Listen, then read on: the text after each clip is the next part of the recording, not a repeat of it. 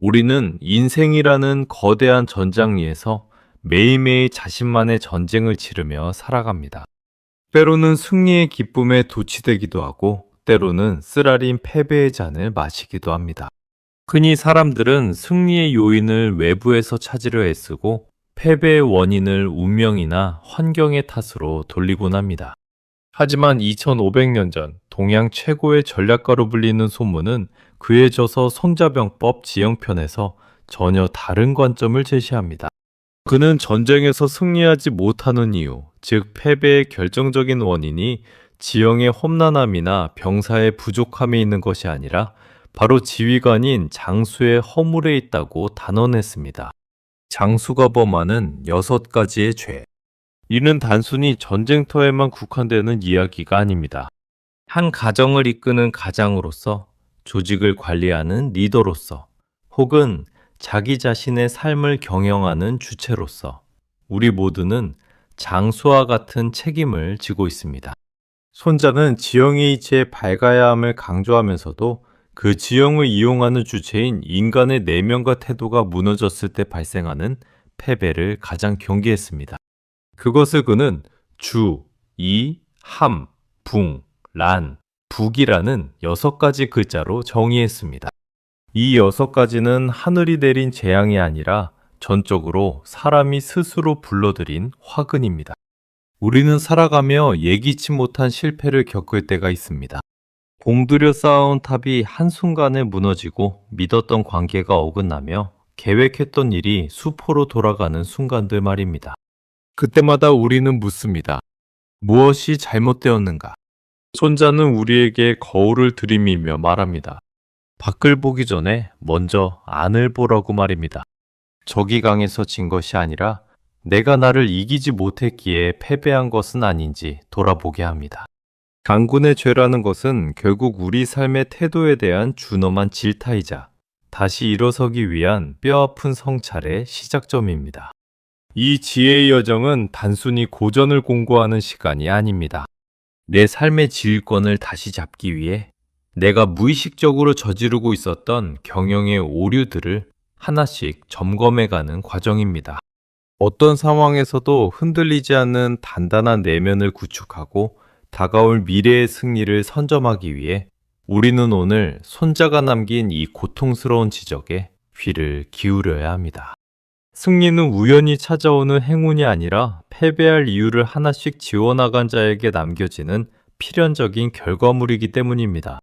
함께 마음을 나누며 그 첫 번째 장을 열어보겠습니다. 손자가 말한 장수의 첫 번째 죄는 바로 주, 즉 도망치는 마음입니다. 이는 단순히 겁이 많아 피하는 것이 아닙니다. 자신의 힘과 상대의 힘을 냉철하게 계산하지 못한 채 무모하게 달려들다가 결국 힘의 균형이 무너져 흩어지는 현상을 의미합니다. 우리는 삶에서 얼마나 자주 객관적인 자기 객관화 없이 열정이라는 이름으로 무모함을 포장해 왔습니까? 이제 그 깊은 속뜻에 찾아 함께 길을 떠나보겠습니다. 마음을 가다듬고 고요히 그 지혜의 목소리에 집중해 보시기 바랍니다. 장수가 범하는 첫 번째 허물은 바로 주입니다. 이는 달아날 주자를 쓰지만 단순히 겁에 질려 전장을 이탈하는 비겁함을 뜻하는 것만이 아닙니다.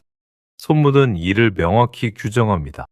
아군과 적군의 세력을 비교했을 때 적이 10배나 강한데도 불구하고 모모하게 공격을 감행하여 결국 병사들이 사방으로 흩어져 달아나게 만드는 상황을 말합니다. 이것은 용기가 아니라 만용이며 전략이 아니라 무지입니다. 지휘관이 현실을 냉철하게 직시하지 못하고 주관적인 열정이나 근거 없는 낙관주의에 빠져들 때 그를 따르는 이들은 사지로 내몰리고 결국 조직은 보존되지 못한 채 흩어지고 맙니다.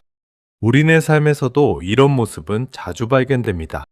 준비되지 않은 상태에서 남들이 성공했다는 말만 듣고 무작정 뛰어드는 사업, 자신의 역량보다 훨씬 과한 목표를 설정하고 스스로를 몰아세우는 강박, 그리고 상대의 마음을 얻을 준비가 되지 않았는데도 일방적으로 감정을 쏟아부는 인간관계가 바로 주에 해당합니다.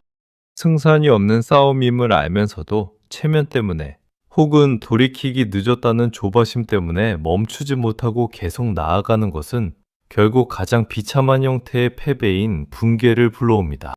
현명한 장수는 싸우기 전에 먼저 이길 수 있는 조건을 만듭니다. 손자병법의 핵심은 지피지기 백전불태입니다. 나를 알고 성대를 알면 100번 싸워도 위태롭지 않다는 이 평범한 진리가 사실은 가장 지키기 어려운 법입니다. 주의 죄를 범하는 이들은 대개 자기 자신을 과대평가합니다. 나의 의지만 있다면 안 될 것이 없다는 식의 위험한 도박을 즐깁니다. 그러나 전쟁은 물리적인 힘의 충돌이며 삶 또한 냉혹한 인과관계의 연속입니다. 실력의 격차를 인정하지 않고 요행을 바라는 마음이 싹트는 순간 이미 패배의 그림자는 깊게 드리워진 것입니다. 그렇다면 우리는 어떻게 이주를 경계해야 할까요? 그것은 멈춰서서 바라보는 힘에서 나옵니다. 지금 내가 마주한 상황이 나의 힘으로 감당할 수 있는 범위 안에 있는지, 혹은 내가 가진 자원이 상대에 비해 턱없이 부족하지 않은지 객관적인 수치와 데이터로 검증해야 합니다. 감정이 앞서면 이성은 눈을 감습니다. 화가 난다고 해서 혹은 급하다고 해서 준비되지 않은 칼을 휘두르는 것은 적이 아니라 나 자신을 베는 행위입니다. 도망친다는 것은 비단 몸을 피하는 것뿐만 아니라 현실로부터 눈을 돌려 환상 속으로 도망치는 행위까지 포함합니다. 진정한 승부사는 때를 기다릴 줄 압니다. 지금이 나의 때가 아니라면 과감히 뒤로 물러나 힘을 기르는 것이 더 큰 용기입니다. 10배의 적 앞에서는 싸우지 않는 것이 병법의 기초입니다. 싸우지 않고 이기는 것이 최상이며 싸워야 한다면 반드시 이길 조건을 갖춘 뒤에 움직여야 합니다. 조급함에 쫓겨 병사들을 사지로 몰아넣고 결국 뿔뿔이 흩어지게 만드는 장수는 조직원들의 신뢰를 잃고 역사 속에서 사라집니다. 우리 삶의 경영에서도 마찬가지입니다. 내 역량이 닿지 않는 곳에 손을 뻗기보다 지금 내가 서 있는 이 지형을 단단히 다지고 실력을 쌓는 것, 그것이 바로 주라는 패배의 원인을 제거하는 유일한 길입니다. 우리는 흔히 포기하지 않는 것이 미덕이라고 배웁니다. 하지만 전략적인 후퇴와 무모한 전진을 구분하지 못하는 것은 미덕이 아니라 무책임입니다. 무모한 공격으로 모든 것을 잃고 나서야 후회하는 것은 너무 늦습니다. 손자는 우리에게 묻습니다. 당신은 지금 적의 강함을 인정하고 있습니까? 아니면 당신의 욕망에 눈이 멀어 허상을 쫓고 있습니까? 이 질문에 정직하게 답할 수 있을 때 비로소 우리는 첫 번째 패배의 늪에서 벗어날 수 있습니다. 잠시 숨을 고르며 지금 내가 무리하게 밀어붙이고 있는 일은 없는지, 나의 세력이 부족함에도 불구하고 오기로 버티고 있는 것은 아닌지 깊이 성찰해 보시길 바랍니다. 장수가 범하는 두 번째 허물은 이입니다. 느슨할 이자를 사용하는 이 단어는 검은 고줄이 풀려 제소리를 내지 못하는 상태와 같습니다. 소문은 이를 두고 병사들은 강인하고 사기가 충천하지만 그들을 이끄는 관리나 장교들의 능력이 유약하여 기강이 잡히지 않은 상태라고 정의했습니다. 겉으로 보기에는 군대가 위용을 갖춘 듯하나 내부의 질서가 느슨해져 정작 중요한 순간에 조직의 힘이 하나로 모이지 않는 비극입니다. 우리 삶에서 이는 나태함과 방종이라는 이름으로 찾아옵니다. 목표는 원대하고 추진력도 있지만 정작 세부적인 계획이나 스스로를 통제하는 규율이 무너졌을 때 우리는이라는 함정에 빠집니다. 아무리 좋은 도구와 재능을 가졌어도 그것을 유지하고 관리하는 정신이 해이해지면 그 도구는 무용지물이 됩니다. 마치 날카로운 칼날을 가졌으나 손잡이가 헐거워 제대로 휘두르지 못하는 검객과 같습니다. 조직의 관점에서 볼 때 이는 실무자들의 역량은 뛰어난데 리더가 결단력이 없거나 관리에 소홀할 때 발생합니다.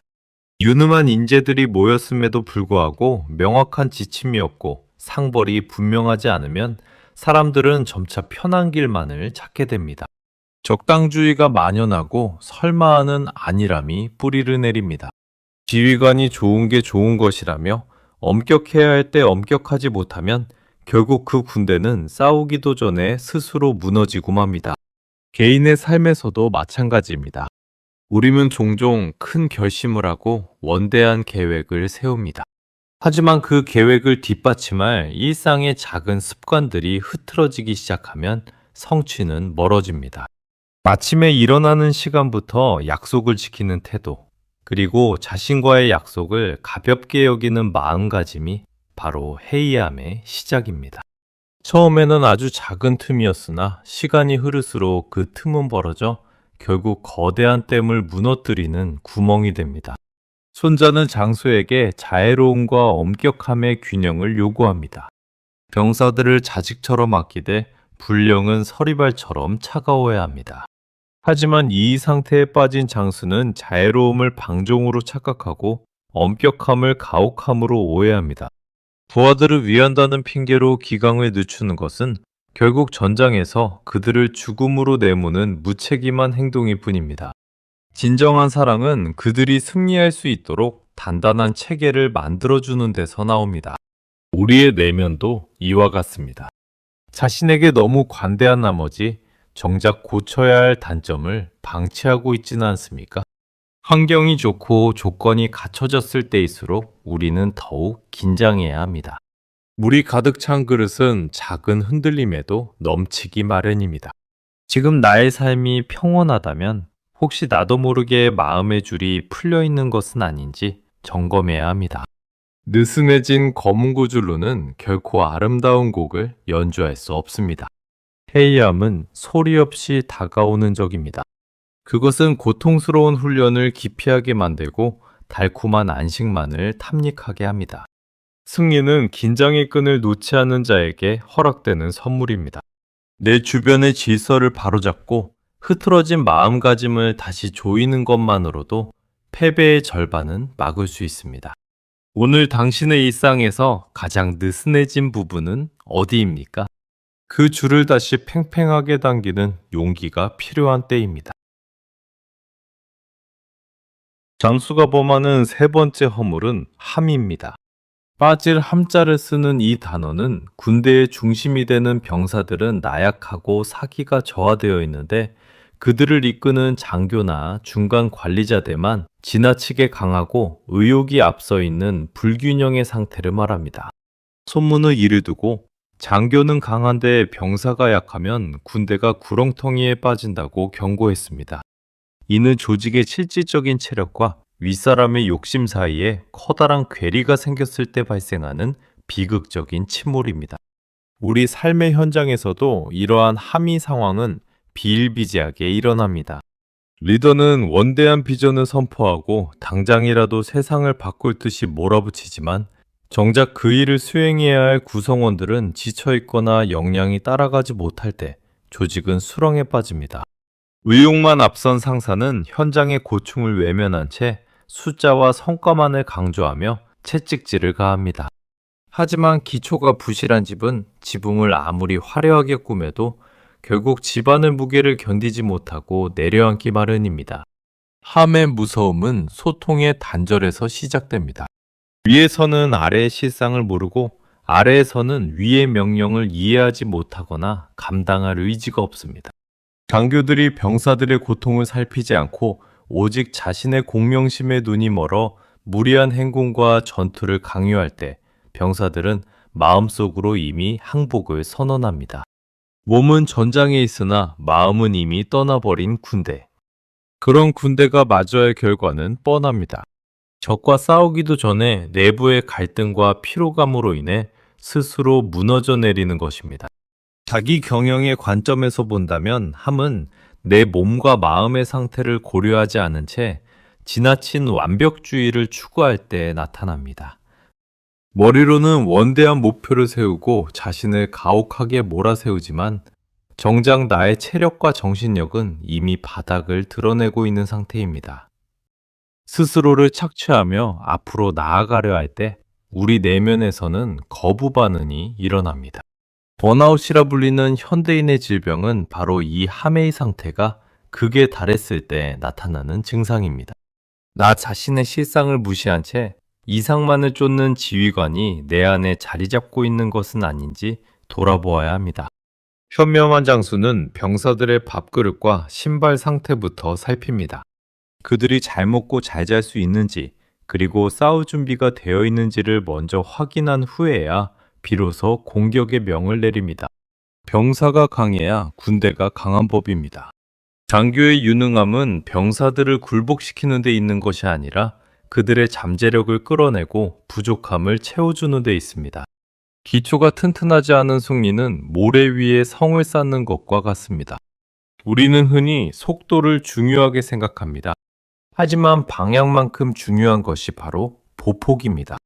보폭이 맞지 않는 행군은 금방 대열을 흐트러뜨립니다. 지금 당신이 이끄는 조직 혹은 당신의 삶이 너무 버겁게 느껴진다면 혹시 역량 이상의 것을 억지로 쥐어짜고 있지는 않은지 확인해 보십시오. 아랫사람의 능력을 키우지 않고 성과만 바라는 것은 나무를 심지 않고 열매를 따려는 도둑의 심보와 다를 바 없습니다. 산물의 위기를 벗어나는 길은 다시 기본으로 돌아가는 것입니다. 현장의 소리에 귀를 기울이고 가장 낮은 곳에 있는 이들의 손을 잡아주어야 합니다. 내 몸이 보내는 작은 신호들을 무시하지 말고 충분한 휴식과 재충전의 시간을 허락해야 합니다. 기초를 다지는 시간은 결코 낭비가 아닙니다. 그것은 더 높이 도약하기 위해 바닥을 단단히 다지는 가장 정직한 투자입니다.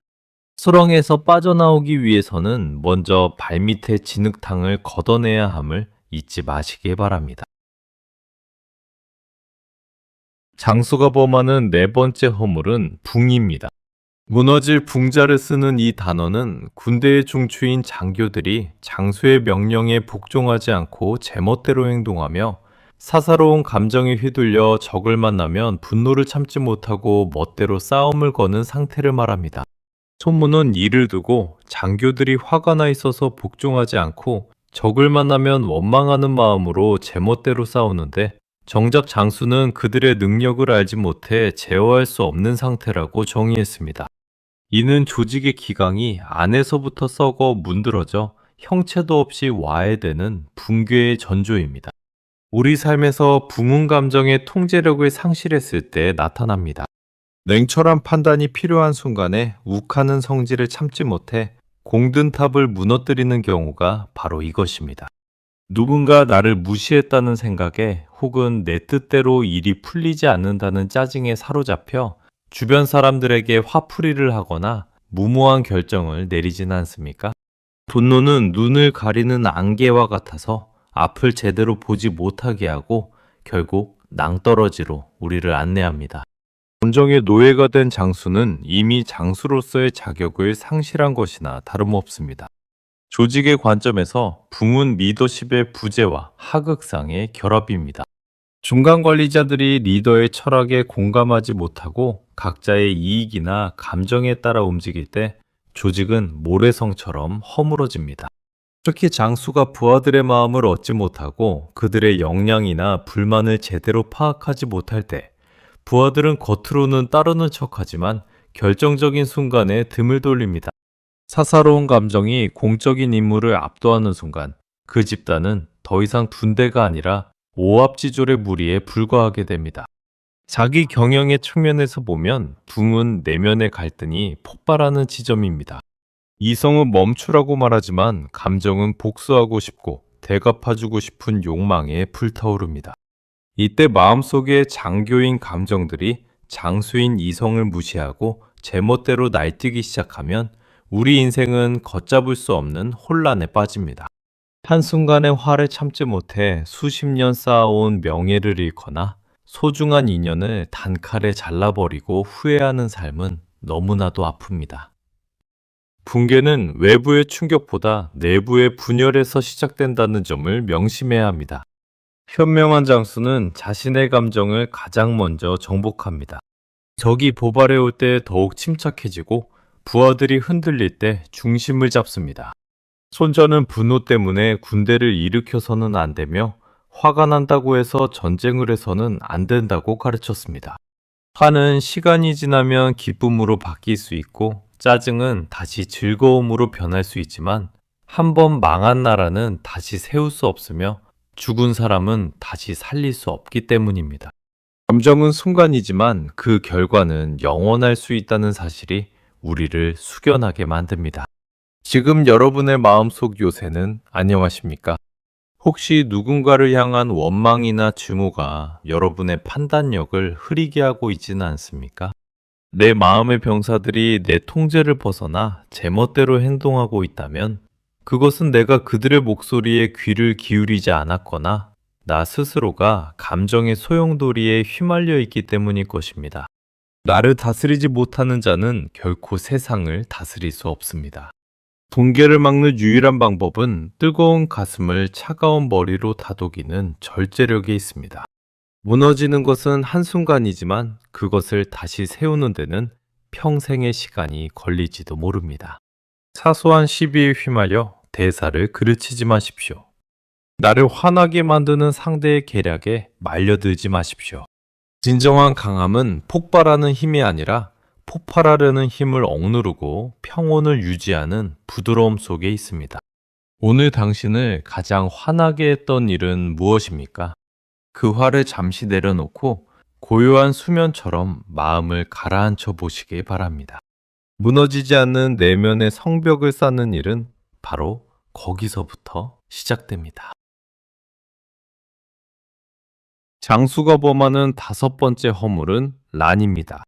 어지러울란 자를 쓰는 이 단어는 군대의 법도와 체계가 완전히 무너져 갈팡질팡하는 상태를 의미합니다. 손문은 이를 아주 구체적으로 묘사했습니다. 장수가 나약하여 엄격하지 못하고 훈련과 교육이 명확하지 않으며 부하장교와 병사들 사이의 관계에 일정한 규범이 없고 진을 칠 때도 대열이 들쑥날쑥하여 엉망인 상태라고 말입니다. 이것은 마치 뼈대 없는 건물과 같아서 작은 바람에도 중심을 잡지 못하고 이리저리 흔들리다 스스로 엉켜버리는 비극입니다. 우리 삶에서 란은 질서의 부재로 나타납니다. 무엇이 우선순위인지 모르고 닥치는 대로 일을 처리하거나 어제 내린 결정이 오늘 뒤집히는 일관성 없는 태도가 바로 혼란의 시작입니다. 원칙이 없는 삶은 유혹에 취약합니다. 기준이 없으니 남들의 말에 쉽게 흔들리고 상황이 바뀔 때마다 갈피를 잡지 못해 에너지를 낭비하게 됩니다. 마음속에 중심 기둥이 서 있지 않으면 삶은 갈등과 번민의 연속일 뿐입니다. 조직의 관점에서 볼 때 란은 리더의 우유부단함에서 비롯됩니다. 장수가 명확한 명령을 내리지 못하고 이랬다 저랬다 말을 바꾸면 아랫사람들은 어느 장단에 춤을 춰야 할지 몰라 방황하게 됩니다. 보고 체계는 꼬이고 책임 소재는 불분명해지며 결국 조직원들은 서로 눈치만 보게 됩니다. 이런 조직은 겉으로는 바빠 보일지 몰라도 실질적인 성과는 없습니다. 모든 힘이 내부의 혼선을 정리하는 데 소모되기 때문입니다. 명확하지 않은 지시는 지시가 아니라 소음에 불과합니다. 자기 경영의 측면에서 란은 가치관의 혼란을 뜻합니다. 내가 무엇을 위해 사는지, 내가 지키고자 하는 절대적인 원칙이 무엇인지 정립되지 않았을 때 우리는 내면의 무질서에 빠집니다. 아침에는 열정에 가득 찼다가 저녁에는 무력감에 빠지는 감정의 롤러코스터. 중요한 일을 뒤로 미루고 사소한 일에 매몰되는 시간 관리의 실패가 모두 이 혼란의 증상입니다. 내 마음의 장수가 영을 제대로 세우지 못하니 몸과 마음이라는 병사들이 제각기 다른 방향으로 뛰어가려 하는 것입니다. 현명한 장수는 복잡한 것을 단순하게 만듭니다. 분량은 짧고 명확해야 하며 상벌은 엄격하고 예외가 없어야 합니다. 질서는 강압에서 나오는 것이 아니라 예측 가능함에서 나옵니다. 내가 이렇게 행동했을 때 어떤 결과가 올지 구성원들이 명확히 알고 있을 때 조직은 비로소 안정감을 찾습니다. 혼란을 잠재우는 것은 화려한 웅변이 아니라 묵묵히 지켜지는 작은 원칙들의 힘입니다. 여러분의 일상은 어떠하십니까? 혹시 너무 많은 정보와 너무 많은 욕심 속에서 정작 중요한 본질을 놓치고 계시지는 않습니까? 주변이 어지럽다면 먼저 내 마음의 질서부터 바로잡아야 합니다. 복잡하게 꼬인 실타래를 푸는 방법은 한꺼번에 당기는 것이 아니라 매듭 하나를 천천히 찾아내는 것부터 시작됩니다. 내 삶에서 결코 타협할 수 없는 단 한 가지의 원칙을 세워보십시오. 그 하나의 원칙이 세워질 때 비로소 주변의 소란함이 잦아들고 나아갈 길이 선명하게 보일 것입니다. 무질서는 에너지를 갉아먹는 존벌레와 같습니다.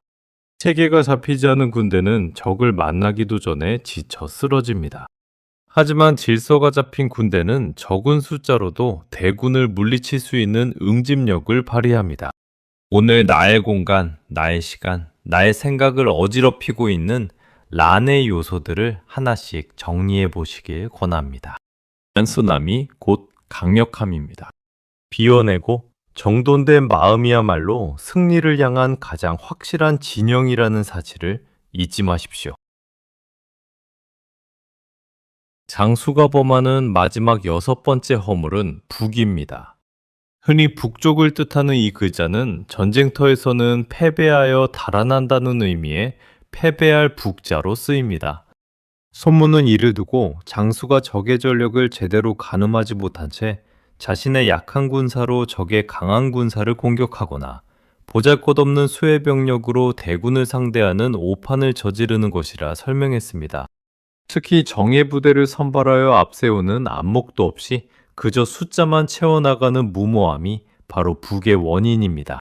우리 삶에서 북은 지독한 오만과 정보의 부재에서 시작됩니다. 상대를 과소평가하고 나를 과대평가하는 것, 즉 객관적인 실력 차이를 무시한 채 감성적인 희망이나 과거의 영광에 매몰되어 내리는 결정이 바로 우리를 패배의 길로 인도합니다. 세상을 너무 쉽게 보고 준비 없이 뛰어드는 도전은 용기가 아니라 무모함입니다. 승리는 기세로만 얻어지는 것이 아니라 철저한 전력 비교와 치밀한 준비 끝에 얻어지는 수확입니다. 조직의 관점에서 북은 리더가 현장의 실력을 파악하지 못하고 무리한 목표를 설정할 때 발생합니다. 적은 최신 무기와 고도의 훈련으로 무장하고 있는데 우리 병사들에게는 낡은 창안자로 지어주며 무조건 승리하라고 윽박지르는 지휘관이 있다면 그 결과는 불보듯 뻔합니다. 또한 가장 중요한 순간에 투입할 정예 요원을 기르지 못하고 인재를 적재적소에 배치하지 못하는 무능함은 결국 조직 전체를 폐주하게 만듭니다. 승구처를 모르는 리더는 조직원을 죽음으로 몰아놓는 사신과 같습니다. 자기 경영의 측면에서 북은 자신의 한계를 인정하지 않는 고집입니다. 우리는 가끔 내가 감당할 수 없는 큰 파도를 마주할 때가 있습니다. 그때는 잠시 노를 내려놓고 파도가 지나가길 기다리거나 배를 단단히 보수해야 합니다. 하지만 북의 죄를 범하는 이들은 자신의 배가 낡은 줄도 모르고 거친 바다로 배를 띄웁니다. 노력만 하면 다 된다는 식의 무책임한 낙관은 결국 인생의 큰 실패라는 난파를 불러옵니다. 진정한 지혜는 나의 부족함을 인정하고 그 부족함을 채우기 위해 정예의 실력을 닦는 데 있습니다. 현명한 장수는 이길 수 있는 상대만 골라 싸우는 것이 아니라 이길 수 있는 환경을 만든 뒤에 비로소 칼을 뽑습니다. 적의 강점을 파악하여 그것을 피하고 적의 약점을 찾아 나의 강점을 집중시키는 것이 승리의 정석입니다. 북의 죄를 짓지 않으려면 먼저 나를 객관화해야 합니다. 내가 가진 자원은 무엇인지, 내가 부족한 기술은 무엇인지, 그리고 내가 마주한 경쟁자의 진짜 실력은 어느 정도인지 냉정하게 분석하는 차가운 머리가 필요합니다. 지금 당신이 치르고 있는 삶의 전쟁은 어떠합니까? 혹시 적의 세력이 강함에도 불구하고 그저 운 좋게 이기길 바라는 요행수를 바라고 있지는 않습니까? 아니면 당신의 병사들, 즉 당신이 가진 소중한 자원들을 적절한 곳에 쓰지 못한 채 낭비하고 있지는 않습니까? 패주는 수치스러운 것이 아니라 패주할 상황임을 알면서도 대책 없이 서 있었던 그 무지가 수치스러운 것입니다. 싸우기 전의 준비가 승패의 파라를 결정한다는 사실을 명심하십시오. 마지막 패배의 요인인 북을 경계하기 위해서는 늘 깨어 있어야 합니다. 세상의 변화를 읽고 경쟁자의 성장을 주시하며 무엇보다 내 안의 실력을 매일매일 날카롭게 갈아야 합니다. 명예부대가 없는 군대는 오합지졸에 불과하듯 핵심 역량이 없는 개인은 경쟁의 파도 속에서 살아남을 수 없습니다. 오늘 당신의 정예병은 무엇입니까? 당신이 가장 자신 있게 내세울 수 있는 무기는 무엇입니까?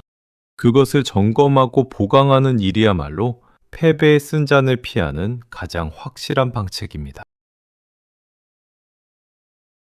우리는 지금까지 손무가 경계했던 장군의 6가지 허물인 주, 이, 함, 붕, 란, 북의 이치를 함께 살펴보았습니다. 2500년이라는 긴 시간을 건너온 이 고전의 가르침이 오늘날 우리에게 주는 울림은 결코 가볍지 않습니다. 손자가 강조한 이 6가지 패배의 원인에는 한 가지 공통점이 있습니다.